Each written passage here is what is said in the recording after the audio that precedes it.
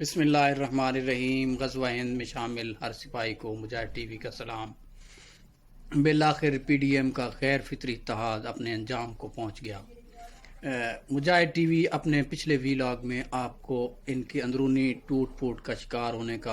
کے اوپر ایک ویڈیو تفصیل کے ساتھ آپ کے خدمت میں حاضر کر چکا ہے۔ ویڈیو دیکھنے سے پہلے مجاہد ٹی وی کو سبسکرائب کریں، بیل آئیکن کو پریس کریں تاکہ ہر آنے والی ویڈیو آپ کو بر وقت پہنچ سکے۔ تو ناظرین، کل پی ڈی ایم کا اجلاس 6 گھنٹے کی ہنگامہ خیزی کے بعد بالآخر اختتام کو پہنچا۔ اس میں یہ ایک مکمل طور پر غیر فطری اتحاد تھا جو کہ آپ کو عموماً میڈیا پہ سننے کو ملا۔ اس کی غیر فطری ہونے پہ آج ہم تھوڑی سی ڈسکس کرتے ہیں۔ یہ غیر فطری اتحاد اس حوالے سے تھا کہ اس میں شامل مکمل 11 جماعتیں تھیں، اور اس میں نام کے حوالے سے تو 11 جماعتیں تھیں، لیکن عملی طور پہ اس میں 4 جماعتیں تھیں۔ باقی تو وہ جماعتیں ہیں جو صرف نام کی ہیں، اور ان کا تو کوئی ممبر ہی پارلیمنٹ میں نہیں ہے، وہ صرف نام کی جماعتیں ہیں۔ اس میں پہلے نمبر پہ پاکستان پیپلز پارٹی ہے، دوسرے نمبر پہ مسلم لیگ نون ہے، تیسرے نمبر پہ جے یو آئی ہے، اور چوتھے نمبر پہ اے این پی ہے۔ یہ چاروں جماعتیں خاص کر 2 بڑی جماعتیں جو ہیں مسلم لیگ نون اور پیپلز پارٹی، یہ پچھلے 35 سال سے ایک دوسرے کے خلاف سیاست کرتے آئے ہیں، ایک دوسرے پہ الزام تراشیاں کرتے آئے ہیں، ایک دوسرے کو جیلوں میں ڈالتے آئے ہیں، اور مسلم لیگ نواز نے آصف علی زرداری کو 11 سال جیل میں رکھا اور ان کی زبان کاٹنے کی بھی کوشش کی۔ اور اسی طرح انہوں نے اپنے دور حکومت میں، اگر نواز شریف کی حکومت تھی تو انہوں نے آصف زرداری کے خلاف ایکشن لیے اور الزامات کی بارش کی۔ ایون انتخابی جلسوں میں تو ان کو لاڑکانہ کی سڑکوں پہ گھسیٹنے تک کی باتیں کی۔ اور جب پیپلز پارٹی کی حکومت تھی، خاص کر بے نظیر کی حکومت تھی جب محترمہ شہید کی، تو اس ٹائم نواز شریف وغیرہ نے ان کے خلاف ایک حد سے بھی آگے جا کے الیکشن کیمپین کی، اور ان کے پوسٹر جہاز سے بھی گروائے جس میں بڑی گھٹیا قسم کی تصاویر شامل تھیں۔ اور اس کے علاوہ ان کے اوپر کرپشن کے ایلیگیشنز جو کہ کسی حد تک صحیح بھی تھے وہ بھی لگاتے رہے، اور اپنے ورکرز کو یہ تاثر دیتے رہے ہمیشہ کہ یہ وہ کرپٹ ہے، اور یہ تاثر دیتے رہے کہ وہ پارٹی کرپٹ ہے۔ بالآخر جب جنرل مشرف صاحب کا دور آیا، یہ دونوں خود ساختہ جلاوطنی میں چلے گئے۔ نواز شریف اور بے نظیر بھٹو صاحبہ، انہوں نے لندن میں بیٹھ کے ایک جو ہے نا ایگریمنٹ سائن کیا، اور اس میں انہوں نے کچھ ٹرمز اینڈ کنڈیشنز طے کی کہ ہم نے ایک دوسرے کی لیگ پولنگ نہیں کرنی۔ خیر، ان کی پچھلی سابقہ سیاست کا سارے ادوار اس میں یہ ایک دوسرے پہ اوپر کیچڑ اچھالتے آ رہے ہیں، اور ان کے لوکل لیول پہ تمام ورکرز جو ہیں، ان کے سپورٹرز جو ہیں دونوں پارٹیز کے، وہ ایک دوسرے کو دشمن سمجھتے ہیں۔ اس لیے یہ اتحاد غیر فطری کہنا کوئی اچنبے کی بات نہیں ہے۔ اس کے علاوہ اس میں شامل اے این پی اور جے یو آئی کی بات کرتا ہوں۔ یہ دونوں جماعتیں کے پی کے میں ان کا یہی حال ہے جو مرکز میں پاکستان پیپلز پارٹی اور نون لیگ کا حال ہے۔ یہ کے پی کے کی دونوں جماعتیں ہیں، کبھی وہ اقتدار میں ہوتے ہیں تو کبھی اے این پی اقتدار میں ہوتی ہے، کبھی جے یو آئی فے جو ہے وہ ان کے اوپر الزام لگاتی ہے، اور ایک دوسرے کے خلاف یہ ہر حلقے میں الیکشن لڑتے آئے ہیں۔ تو اس حوالے سے یہ اس اتحاد کو غیر فطری کہنا بالکل صحیح تھا، اور یہ صحیح ہے، اور یہ غیر فطری اتحاد کا نتیجہ آپ سب کو معلوم ہے کہ یہ اس کا انجام ہی ایسا ہی ہونا تھا جیسا کہ کل کے اجلاس میں ہوا، اور بالآخر مولانا اپنی پریس کانفرنس ادھوری چھوڑ کے چلے گئے۔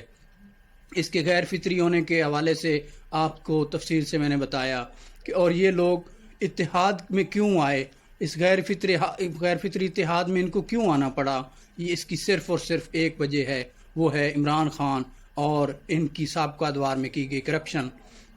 عمران خان نے برملا اپنے انتخابی منشور میں بھی کہا تھا کہ میں کرپشن کے حوالے سے ان سے حساب لوں گا، اور جب ان کی حکومت آئی اور انہوں نے احتساب کا عمل شروع کیا، اور ان کو بالآخر ان سب کو جو غیر فطری اتحادی بنے ان کو غیر فطری اتحادی بننا پڑا، اور وہ یہ 8 مہینے پہلے ایک پی ڈی ایم کا پلیٹ فارم پہ یہ سب لوگ اکٹھے ہوئے، اور ان کا ایک ہی ایجنڈا تھا کہ عمران خان کی حکومت کو گراؤ، اور انہوں نے طرح طرح کے الزامات کے ذریعے کہ یہ دھاندلی کے ذریعے یہ حکومت آئی ہے، یہ حکومت اسٹیبلشمنٹ نے لے کے آئے ہیں، یہ سلیکٹڈ ہیں، اور ان کی سلیکٹرز جو ہیں وہ اسٹیبلشمنٹ ہے، اور پاکستان فوج نے عمران خان کو جتوایا ہے، یہ ان کے الزامات تھے۔ اس حوالے سے پچھلے سال مولانا فضل الرحمان جو ہیں وہ ایک لانگ مارچ بھی لے کے آئے، جس میں مدرسے کے بچے اور ایک ہمارے برادر اسلامی ملک کی سپورٹ شامل تھی۔ بچوں کو لے کے یہ آئے، اسلام آباد کی سڑکوں پہ بیٹھے رہے، بالآخر ان کو چودھری پرویز الہی اور چودھری شجاعت نے ایک یقین دہانی کروائی کہ مولانا آپ واپس تشریف لے جائیں، آپ کو آپ کا جو حصہ ہے، کیونکہ یہ پچھلے 28 سال میں مولانا فضل الرحمان کے لیے یہ پہلا دور ہے جب وہ پارلیمنٹ سے باہر ہیں، اور جب وہ پارلیمنٹ میں رہے اور کشمیر کمیٹی کے چیئرمین رہے، اور وہ 40 اور 44 لاکھ کی لسیاں پی جاتے تھے۔ اب یہ پہلا دور ہے جب مولانا کو اپنی جیب سے کھانا پینا اور تمام اخراجات کرنے پڑ رہے ہیں، لہٰذا یہ مولانا صاحب کے لیے بہت ہی ناقابل برداشت بات ہے۔ مولانا کو بہت ہی زیادہ جلدی ہے، اور انہیں کوئی نہ کوئی سپانسرز ریکوائرڈ ہے، کوئی بھی سپانسر ان کو یہ آفر کرواتا ہے جب کہ مولانا خرچہ ہم دیں گے، آپ آگے لگیں اور آپ جو ہے لیڈ کریں، مولانا ذرا بھی دیر نہیں لگاتے۔ اسی طرح جب وہ ان کا لانگ مارچ ناکام ہوا، یہ واپس چلے گئے، انہوں نے ایک پی ڈی ایم کا پلیٹ فارم جو ہے اس کے اوپر اکٹھے ہو کے ایک نئی سیاست شروع کی، جس میں انہوں نے مختلف شہروں میں جلسے اور جلوسوں کا اور ریلیوں کا انعقاد جو ہے وہ اپنا شیڈول طے کیا، ایک اسٹیئرنگ کمیٹی بنائی جس کے ذریعے یہ مختلف شہروں میں اپنی ریلیاں اپنے جلسے کرنے لگ گئے۔ انہوں نے گوجرانوالہ سے سٹارٹ کرتے ہوئے گوجرانوالہ، کوئٹہ، کراچی، اسلام آباد، پشاور، انہوں نے ایون ملتان، ہر شہر میں انہوں نے اپنے اپنے جلسے کیے۔ جو آخری جلسہ ان کا ہوا وہ لاہور میں ہوا۔ لاہور میں انتہائی ناکام جلسے کے بعد انہوں نے جو ہے لانگ مارچ کا اعلان کر دیا کہ لانگ مارچ ہم کریں گے اور استعفے دے دیں گے اور ہم اب آر یا پار کر دیں گے، لیکن کچھ بھی نہ ہو سکا۔ پھر انہوں نے سینٹ الیکشن کا بیچ میں وقفہ دیا کہ سینٹ الیکشن کے بعد اب ہم لانگ مارچ کریں گے۔ بالآخر سینٹ کا الیکشن جو ہے وہ بھی اپنے اختتام کو پہنچا۔ اس میں یوسف رضا گیلانی کو آصف علی زرداری نے بطور سینیٹر تو منتخب کروا لیا، لیکن ان کو چیئرمین بنوانے میں وہ ناکام ہوئے اور صادق سنجرانی جیت گئے۔ اس کے بعد یہ مارکا ختم ہونے کے بعد اب دوبارہ سے انہوں نے اپنا لانگ مارچ، جس کی انہوں نے تاریخ پہلے سے اناؤنس کی ہوئی تھی 26 مارچ 2021، اس کی طرف بڑھے۔ اس کا ایک اجلاس ہوا، اس کے حوالے سے تمام پلاننگ کرنے کے لیے جو اجلاس ہوا، اس میں مولانا نے اس سے ایک دن پہلے یہ کہا کہ ہمارا لانگ مارچ جو ہے وہ استعفوں کے بغیر اس کا اثر اتنا نہیں ہوگا، لہٰذا لانگ مارچ سے پہلے تمام پارٹیز اپنے اپنے استعفے اپنے اپنے قائدین کے حوالے کر دیں، جس کے جواب میں پیپلز پارٹی نے استعفوں کی مخالفت کرتے ہوئے ان کو ایک نئی جھنڈی دکھائی کہ آپ تحریک عدم اعتماد کی طرف جائیں۔ تحریک عدم اعتماد جو ہے وہ لانگ مارچ سے بہتر آپشن ہے، لانگ مارچ اور استعفے جو ہیں ان کو آخری آپشن کے طور پہ رکھا جائے۔ یہ پتہ پیپلز پارٹی نے پھینکا جو کہ جس کے سلسلے میں انہوں نے اجلاس کیا، اور اس اجلاس میں یہ فیصلہ ہونا تھا کہ کیا لانگ مارچ کے ٹائم پہ استعفے دیے جائیں گے یا نہیں دیے جائیں گے، اور اجلاس کے دوران برملا طور پہ آصف علی زرداری نے استعفے دینے سے اور سندھ حکومت کو ختم کرنے سے یکسر انکار کرتے ہوئے ایک نیا مطالبہ اجلاس میں سامنے رکھ دیا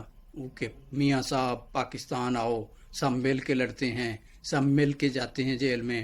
لیکن یہ مطالبہ مسلم لیگ نون کے لیے بہت ہی مہنگا مطالبہ ہے، جس کو وہ ہرگز قبول نہیں کریں گے۔ آپ دیکھتے ہیں آنے والے وقت میں ایک کون سا نیا اتحاد جنم لیتا ہے۔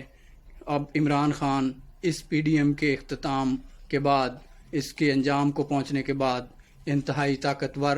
حیثیت میں سامنے آئے ہیں. ان کی حکومت کو کوئی خطرہ نہیں باقی رہا. اب دیکھتے ہیں آنے والے دنوں میں اپوزیشن کون سا اتحاد بنا کے کون سا لائحہ عمل لے کے آتی ہے. اللہ کریم پاکستان کا حامی و ناصر ہو. اللہ حافظ.